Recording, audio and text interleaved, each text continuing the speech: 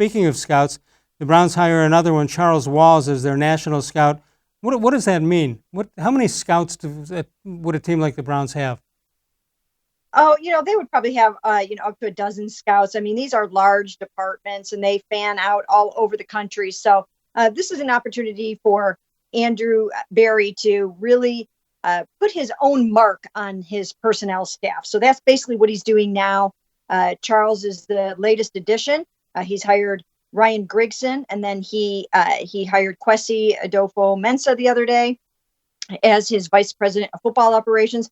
So it's really taking shape nowadays. What does that mean, the director of football operations? Because you got Paul DePodesta involved. You got all kinds of people who have new titles, brand new titles. Grigson, as you mentioned, a veteran in the league. If you go to another franchise, do you basically have the same job opening, not openings, but the same jobs throughout the front office, or does each one have their own set of jobs?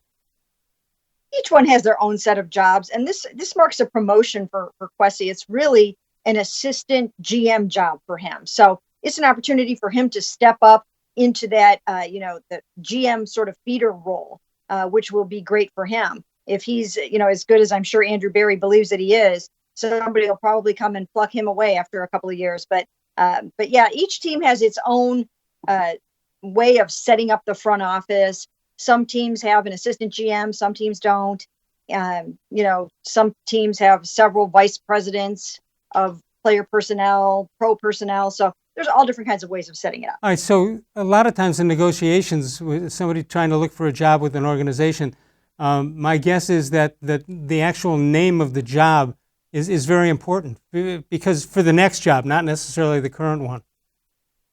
Yes, the name can be very important. Again, the same thing kind of happened with Andrew Berry. He left here and he went and he was basically the assistant GM in Philadelphia. And that gave him really the opportunity to then be hired as a GM. So you kind of want to move up the corporate ladder and land in a GM spot. And that's basically what's happening now.